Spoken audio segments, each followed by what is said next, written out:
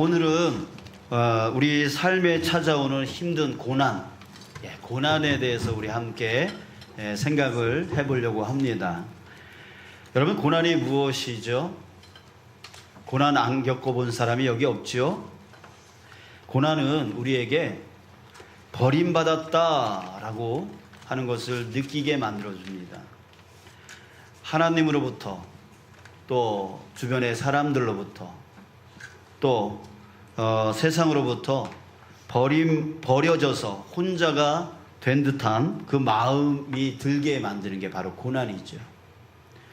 감당하기 힘든 고난은 때로 하나님을 원망하게도 만듭니다. 하나님이 나를 사랑하시지는 않나? 하나님이 나에게 벌 주시는 건가? 하나님이 나를 버리셨나? 나를 떠나셨나? 고난이 계속 지속되면서 또 그 고난이 점점 더 커져가면서 주님을 향한 그 의구심도 점점 더 커져가지요. 또 고난은 마음을 함께 나누었던 가까운 사람들과도 멀어지게 만듭니다. 계속되는 그 고난 속에서 나의 고통을 진정으로 공감해주고 이해해주고 또 지속적으로 도움을 받기란 참 힘든 일입니다. 왜요? 고난은 자기도 힘들지만 그 고난을 받는 사람으로 인하여 주변 사람들도 힘들기 때문입니다. 그래서 우리 옛말에 그런 말 있잖아요. 긴 병에 뭐가 없어요? 효자가 없다. 그죠? 아무리 효자라도 긴 병에 효자가 없다라는 한 얘기. 또 성경 욥기서에 보면 욥이 고난을 당할 때 그의 고난을 보다 못해서 그의 아내가 한 말이 있습니다. 자, 이렇게 말했어요. 당신이 그래도 자기의 온전함을 굳게 지키느냐? 하나님을 욕하고 죽어라. 자기 남편한테 나가서 뭐 하라고요? 요즘 말로 뭐라 그러는 거예요? 저는 못하겠어요. 이런 말 못하겠어요. 또 요즘 이런 것들이 요즘 아내들의 마음이 아닐까요? 남편을 보면서 아유 저거 귀신 왜 안 잡아가? 그런 식의 마음일 수도 있을 것 같아요. 여러분, 오래된 병, 또 오래된 고난은 자기만 힘든 게 아닙니다. 자기로 인하여 주변 사람들도 힘들게 되어지는 거예요. 자, 여러분, 예수님을 한번 생각해 보세요. 예수님은 죽음에 넘겨지시는 그 고난을 당하셨습니다. 그때 주님은 십자가 위에서 이렇게 외쳤죠. 엘리, 엘리, 라마 사막다니. 자, 이 뜻은 나의 하나님, 어찌하여 나를 버리셨나이까? 예수님도 그 십자가의 그 고난에서 하나님이 자기를 버리신 것을 느끼신 거예요. 이전에 예수님이 요단강에서 세례를 받으실 때에 하늘에서 음성이 들렸어요. 뭐라고 들렸냐면 너는 나의 사랑하는 아들이요 내 기뻐하는 자다 라고 하는 그 하나님의 음성이 들렸어요. 자, 그런데 예수님의 그 죽음 앞에서는 하나님이 아무런 응답을 하지 않는 거예요. 도와주시지도 않고 역사하시지도 않고. 그러니 예수님도 어찌하여 나를 버리셨나이까 라고 하는 그 버림받은 그 느낌을 외치고 있었던 것이죠. 이렇게 예수님은 외로움과 고독과 또 슬픔과 절망의 밑바닥을 경험하셨습니다. 자, 이처럼 고난은 죽음과 같은 경험입니다. 나의 존재와 삶이 무너져버리고 또 세상으로부터 버림받은 자로 그 죽음과 같은 순간을 우리는 고난을 지날 때에 경험하게 되어지는 거예요.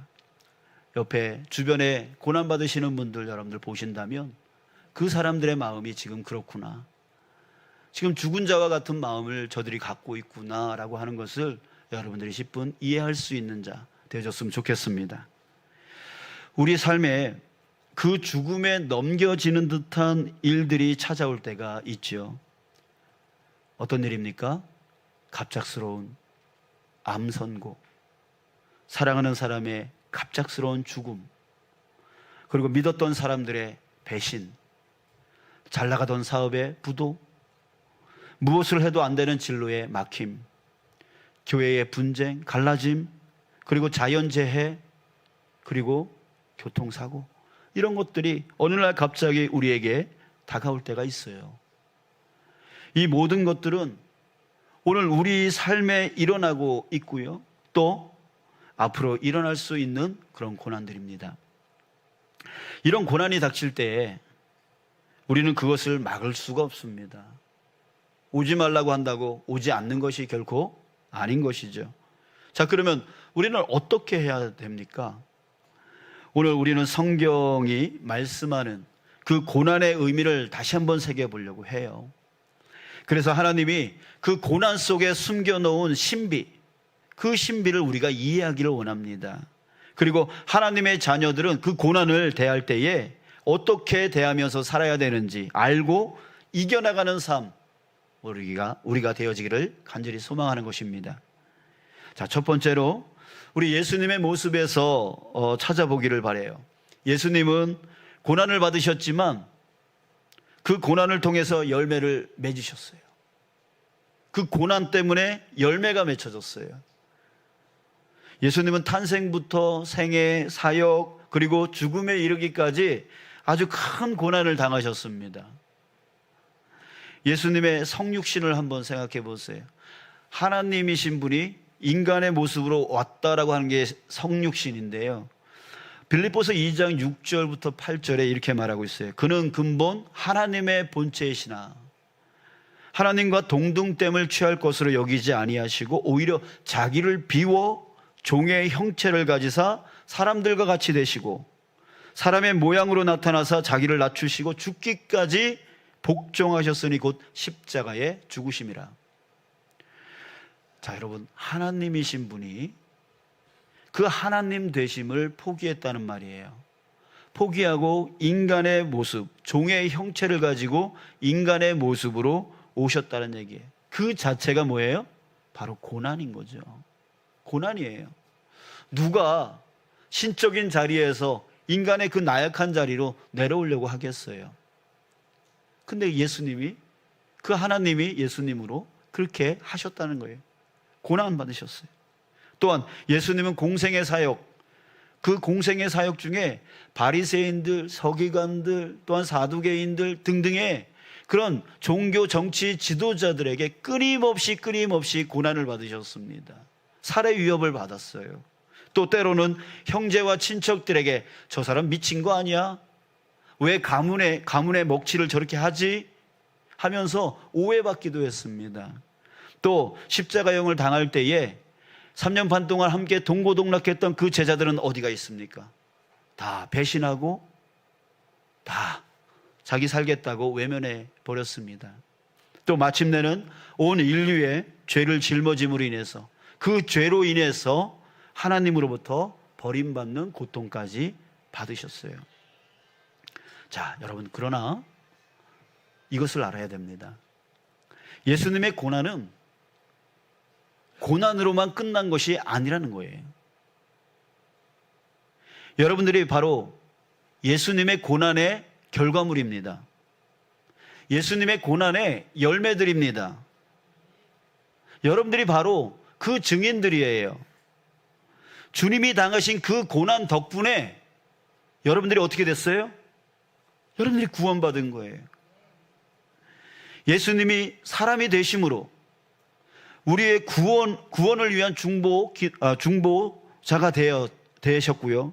또 공생의 사역 중에 많은 박해와 모욕을 당하셨지만 그는 그 사역을 통하여서 하나님 나라를 전파하시고 또 수많은 병자와 가난한 자들, 억눌린 자들에게 치유와 자유를 주셨어요.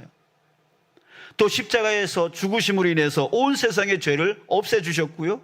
또 부활하심으로써 하나님 나라에 들어가는 길을 우리에게 활짝 열어주셨습니다. 여러분, 만약 그 주님의 고난이 없었다면, 여러분, 우리는 여전히 죄 가운데 빠져 살아가는, 고통과 고난 가운데 살아가는 그런 자로 머물러 있었을 거예요. 여러분, 10절을 보겠습니다. 사도 바울은 고린도 교회 성도들에게 이렇게 말합니다. 우리가 항상 예수의 죽음을 몸에 짊어짐은 예수의 생명이 또한 우리 몸에 나타내게 하려 함이라. 여러분, 이는 우리가 누구인지에 대해서 말해주고 있는 거예요. 우리는 예수님의 고난을 항상 자기 몸에 짊어지고 사는 자라고 하는 말입니다. 예수님이 세상을 구원하시기 위해서 감당하셨던 그 고난에 이제는 우리의 몸과 삶으로 참여하고 있다는 얘기예요. 예수님의 고난에 우리도 참여하고 있다라고 하는 그런 말씀이에요. 자, 그리고 주님의 고난이 우리에게 영생을 주는 결과를 가져왔듯이 바울 자신을 포함하여 우리 모든 믿는 자들의 그 복음 전파를 위한 고난, 복음 전파를 위해서 당하는 그 고난이 결과적으로 하나님의 생명을 전해주는 사건이 될 거라고 하는 확신의 말입니다. 여러분, 우리 믿는 자들에게 있어서 고난은 고통만으로 끝나는 고난이 아니에요. 그냥 힘든 것만으로, 어려운 것만으로 끝나는 고난이 아닙니다. 우리 믿는 자들에게 고난은 복음 전파의 도구인 것이에요. 고난은 그저 고통이 아니에요. 우리에게 있어서 고난은 복음 전파의 도구인 거예요. 두 번째로 생각해 보려는 것이 바로 이것입니다. 놀랍게도 고난이 하나님 나라를 드러내는 사건으로 우리에게 작동한다는 것입니다. 비신자, 즉 아직 예수님을 믿지 않는 사람들을 얘기하죠. 그 아직 예수님을 믿지 않는 자들은 어디에 있습니까? 어디에 있죠? 이 교회 바깥에 있습니다. 그렇죠? 근데 여기도 있습니다. 예수님이 구원의 주님이라고 믿지 않는 자들은 저기만 있는 것이 아니라 여기도 있습니다. 그랬을 때 이 비신자들에게 고난은 어떻게 보여지냐면 바로 실패와 저주로 여겨집니다. 그래서 믿으려 하지 않거나 믿다가도 고난이 찾아오면 그것이 실패인 줄 알고 그것이 저주인 줄 알고 교회를 떠나버려요. 믿음을 떠나버려요. 이게 바로 비신자들의 모습이에요. 그러나 진정으로 예수님을 나의 구원의 주님이심을 깨닫고 그것을 알고 또 구원받은 하나님의 자녀들에게는 고난이 어떻게 보이는 거냐면 바로 영광과 축복으로 보여지게 되어지는 거예요. 고난은 결코 실패와 저주가 아닌 거예요. 우리 믿는 사람들에게는요. 왜? 예수님이 그 고난을 통하여 뭘 이루셨기 때문에? 구원을 이루셨기 때문에. 그 증거가 누구라고요? 여러분들 자신이라고요. 여러분들이 바로 그 증거물이에요. 결과물이에요.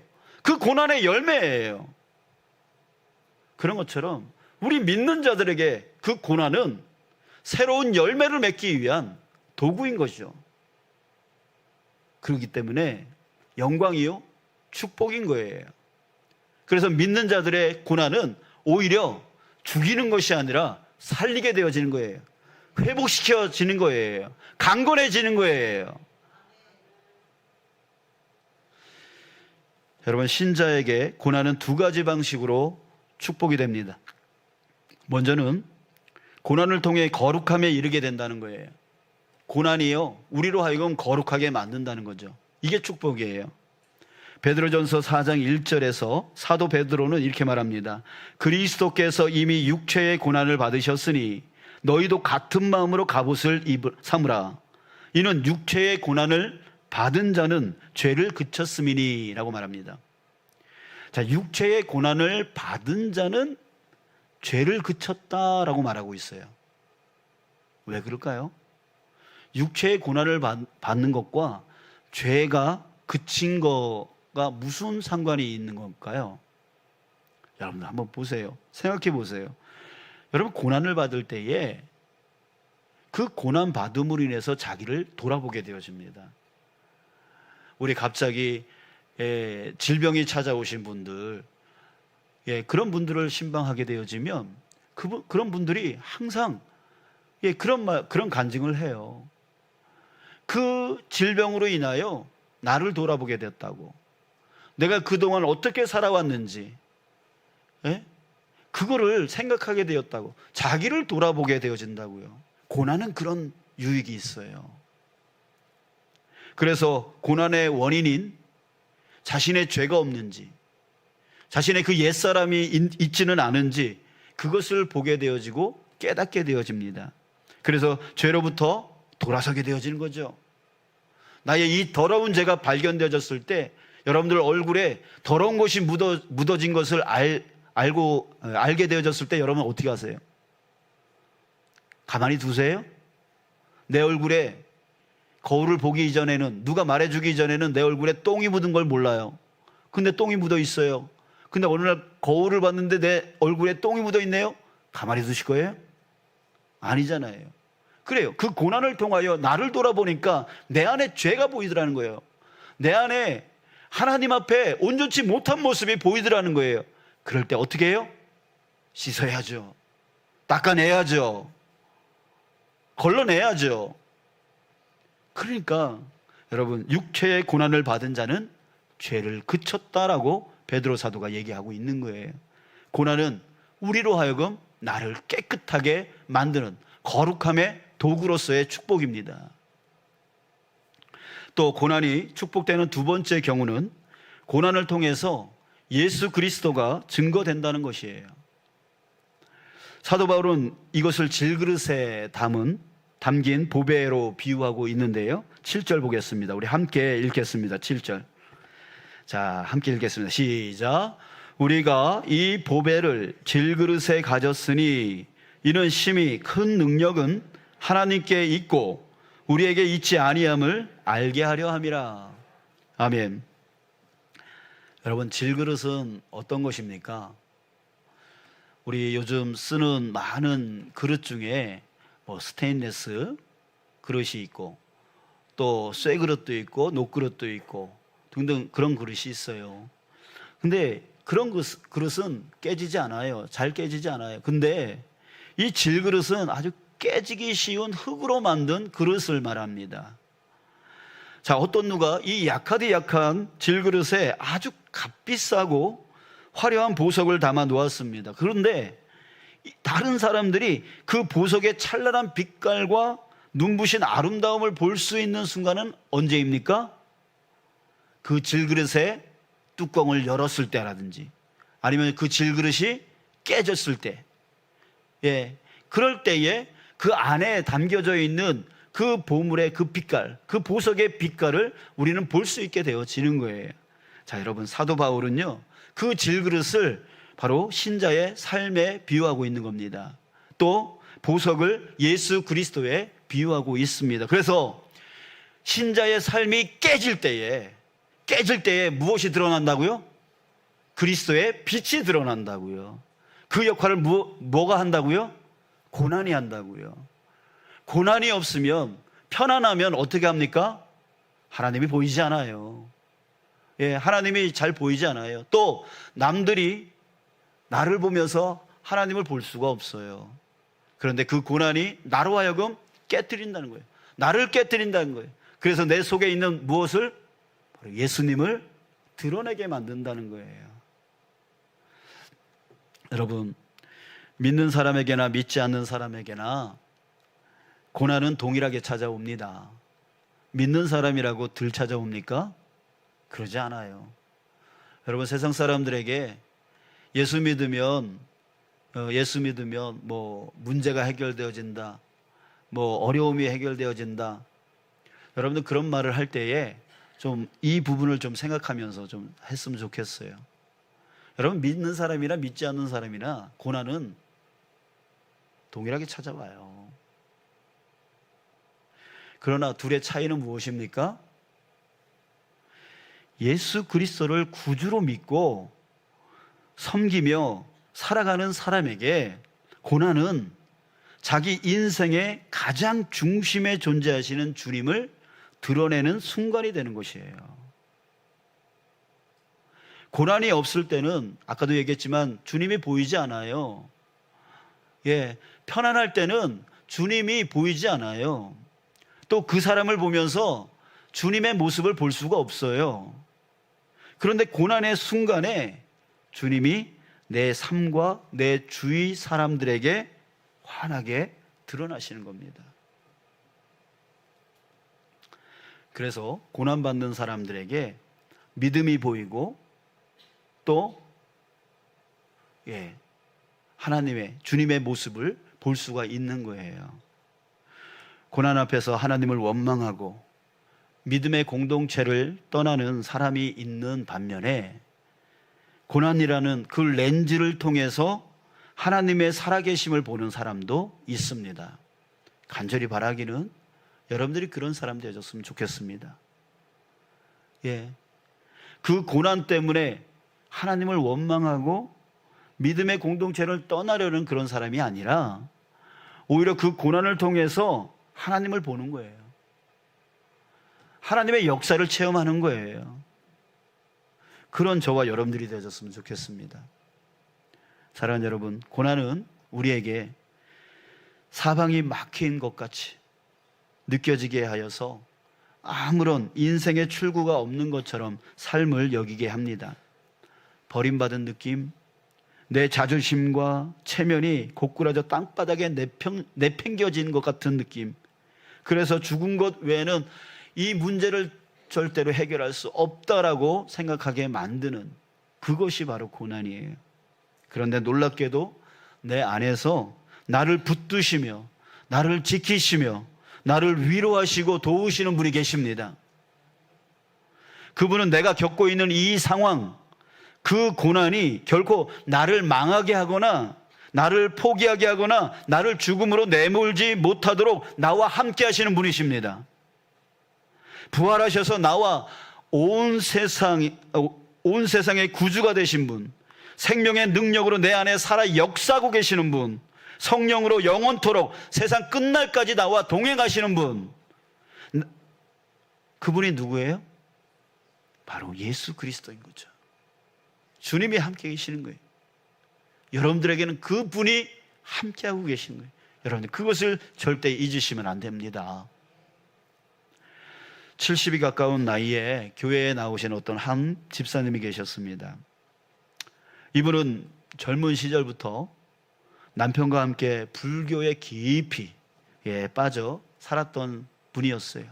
그냥 대충 1년에 한 번 교회 다니는 1년에 한 번 절에 다니는 그런 사람이 아니라 자신의 재산을 절을 건축하는 데 쓸 수 있도록 이렇게 많은 재산을 바칠 정도로 불교에 깊이 빠져 있었던 분이었어요. 자, 그런데 무슨 이유인지는 몰라도요, 이 부부가 어느 날 교회에 나오신 거예요. 그런데 문제가 생겼습니다. 교회 다니기 시작한 지 얼마 되지 않아서 남편 집사님의 그 회사가 불경기 때문에 망하게 되어진 거예요. 한때는 절 하나를 짓고도 넉넉하게 여유롭게 살 수 있는 그런 재력을 갖고 있었던 이분이 그 가세가 기울어져서 집도 변두리의 작은 곳으로 이사해야만 되는 그런 형편이 되어버렸어요. 그런데 여러분, 고난은 어떻게 오죠? 엎친 데 겹친 겨로 오잖아요. 파도와 같이 오잖아요. 파도 하나가 오면 또 뒤따라 나오고 그러잖아요. 이 엎친 데 덮친 격으로 얼마 지나지 않아서 이 남편 집사님이 암에 걸린 거예요. 온 교회가 열심히 기도하면서 치료에 힘썼지만 결국 세상을 떠나셨어요. 성도들은 집사님의 신앙을 걱정하면서 마음을 모아서 위로했습니다. 다행히 집사님은 남편의 죽음에도 믿음을 잃지 않고 열심히 신앙생활을 했습니다. 자, 그런데 이번에는 이 여자 집사님이 암에 걸린 거예요. 이 소식을 들은 성도들은요, 기도하면서도 인간적인 생각을 떨쳐버릴 수가 없었어요. 일반적으로 교회에 나오기 시작했으며 좋은 일이 있어도 좋은 일이 있어도 이 사람이 믿음으로 잘 자랄까 말까 이 정도인데, 교회에 오자마자 신앙생활을 하자마자 계속 땅바닥으로 기업이 망하고 또 건강이 건강을 잃어버리고, 그것도 남편뿐만이 아니라 자기 자신에게도 그런 큰 질병이 온 그 큰 고난이 찾아왔으니, 여러분, 성도들이 이 집사님이 시험 받아서 믿음에서 떠날까, 교회에서 떠날까 노심초사 걱정을 했던 겁니다. 자, 그러나 놀랍게도요, 그 집사님은 남편에게 일어난 일이나 또 자기에게 일어난 일로 전혀 믿음에 요동하지 않았습니다. 오히려 하나님을 향한 전적인 신뢰, 평강으로 가득 차 있었습니다. 또한 주위 사람들에게 살아있는 믿음을 보여주면서 무엇보다 자신이 믿고 의지하는 하나님을 세상 사람들에게 전하려고 열심히 였습니다. 집사님은 극한 고난 앞에서 오히려 하나님을 향한 신실함을 보여줌으로써 사람들에게 하나님이 계신다는 것, 그리고 하나님께 영광을 돌리는 삶이 무엇인지에 대해서 많은 사람들에게 보여줬던 것이에요. 자, 사랑하는 여러분, 저와 여러분들에게도 고난이 온 사람들이 있고 또 올 사람들도 있을 것이에요. 자, 그럴 때 여러분, 어떤 고난 앞에서도 믿음의 후퇴가 아닌 하나님의 영광을 드러내는 성도 되기를 주님의 이름으로 축복합니다. 아멘. 그래요. 우리 믿는 자들에게서의 고난은 쓰러뜨리는 도구가 아니라 다시금 거룩하게 만들고 다시금 주님을 믿게 만들어서 주님을 증거하며 살아가게 만드는 도구인 것이에요. 저와 여러분들 어떤 고난이 와도 후퇴하지 마세요. 믿음으로 연약해지지 마세요. 오히려 그 자리에서 주님을 부르세요. 다윗과 같이 주님을 부르짖으면 다윗에게 역사하신 그 주님이 저와 여러분들에게도 역사하여 주실 줄 믿습니다.